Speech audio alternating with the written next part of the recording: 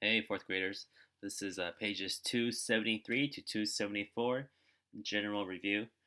Just want to go over some of the questions and just point out some common mistakes that I see. All right.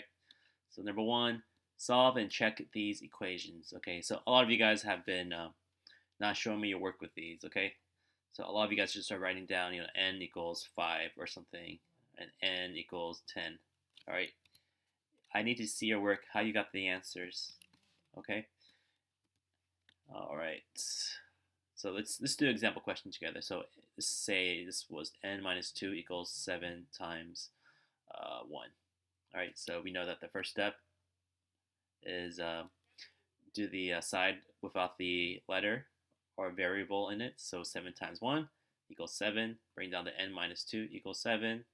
Now do the opposite of minus 2, which is plus 2. So n minus 2 plus 2 equals 7. And whatever I do on one side, I have to do to the other. So if I added 2 on this side, I also have to add 2 on this side too. Then just work out the problem. This is n equals 9. All right, and then you have to plug it in. Some of you guys aren't plugging it in, showing me if it's correct or not. So 9 minus 2 equals 7. And yep, that's true. 7 equals 7. Okay, so this is what I need to see, guys. All right, number 2, solve these story problems. Miss Balcom works 77.5 hours each day, 5 days a week as a secretary at a Christian school.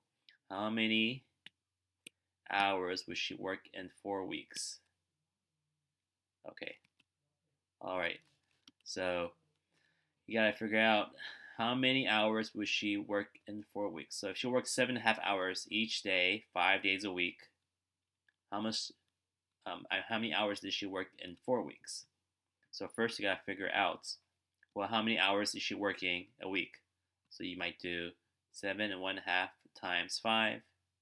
That will tell you how many she works in how many she works in 1 week. Okay, but our question is asking us how many hours is she working 4 weeks? All right, so once you figure out how many she works in 1 week, you just multiply that by 4. Okay. For B, Miss Balcom is paid $10.33 per hour. How much does she make in 4 weeks? So once you figure out how many hours she works here in 4 weeks, you multiply that by $10.33. Okay, yeah. So you're trying to figure out how much does she make in 4 weeks. All right. For 3, cross out the answers that are wrong. So you have to do these problems and see which one of these answers are incorrect. Okay, let's do the first one together. 6 plus 7 plus 5. So automatically I know that's 21. So automatically I know this is wrong. So just cross this out. So that's all you need to do. All right.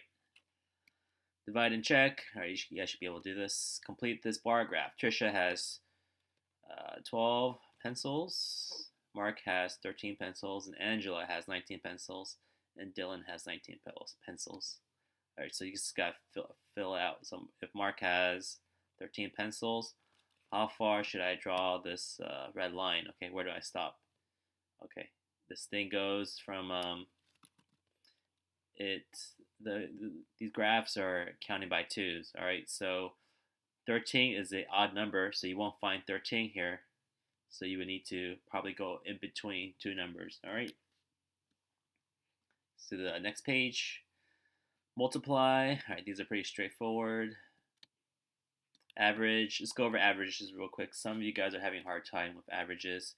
Just remember, averages, all you need to do is add up all these numbers here. Add them all up. 7 plus 23 plus 19 plus 42. So add up all these numbers.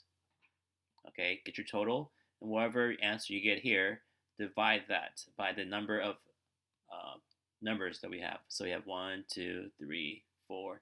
We have 5 numbers here. So divide whatever answer you got here by 5 to get your average. Okay? homework, work and check these equations. So yeah, this is the same thing as we did in the first page. Draw these geometric shapes. If you don't remember, you can turn back to page 269. Has all these geometric shapes that you can copy. Just make sure for rhombus, all right, all the sides need to be equal. All sides need to be equal, meaning they all have to be the same length. All right. For trapezoid, so trapezoid, sorry, not trapezoid. So a parallelogram can look very similar to rhombus, but remember in the parallelogram, all the sides don't have to be the same length, but in the rhombus, they need to be the same length. Okay, let's keep that in mind. Number 10, make change from $5 for these amounts. So if you paid, see, if you gave the cashier $5 and the item costs $3.99, how much change should you get? So you subtract it, all right, get whatever amount you have here, and then you have to write down how many coins, how many dollars should you get back. So, all right, let's, I'll do a pretend question. So I paid $5 and the item, let's say, cost $2.41. So you will subtract that. All right, and do some borrowing. This would be 10, so 9, 5. So $2.59 should be my change. So that means the best way to get $2.59 would probably be, let's see, 1 nickel gives me 5 cents, 4 pennies. So now it gives me 9 cents, 2 quarters. And I can write down $2. Here, I don't have a lot of space here. Make it smaller. And then $2. Okay. All right, I should go from big to small, so I should have done I should have flipped this around. Okay, but yeah. Okay, sorry, that's the answer for this question, not for 10A. So this is what I would write. All right, so do the same thing for $3.99. Write the how many coins you're gonna get and how many dollars you're gonna get. Okay, so that's pretty much it. All right, take care.